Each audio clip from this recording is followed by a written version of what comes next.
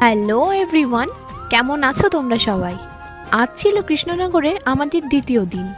সকালবেলা রেডি হয়ে আমরা সবাই গেছিলাম বুড়িমাতলা।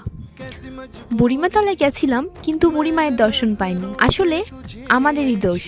আমাদের যাওয়ার কথা ছিল 10টা নাগাদ, কিন্তু আমরা গেছিলাম 12টা। আসলে সেদিন হচ্ছে মায়ের পুজো, আর মায়ের পুজোর কারণে নানা দিক থেকে নানা মানুষ আসেন মাকে পুজো দিতে।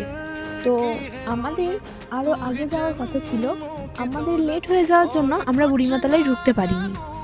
তো কি আর করা যাবে, এখন আমরা ভোগ খেতে গেছিলাম।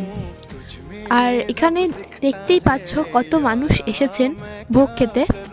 তারপর খাওয়া দাওয়া হয়ে যায় আমাদের। আর এখানে তোমাদের পিসিমণির গেটআপটা একটু দেখিয়ে দিই। পিসিমণিকে কিন্তু আজ খুব সুন্দর লাগছিল। তারপর খাওয়া দাওয়া শেষ করে আমরা যাচ্ছি এখন বাড়ি।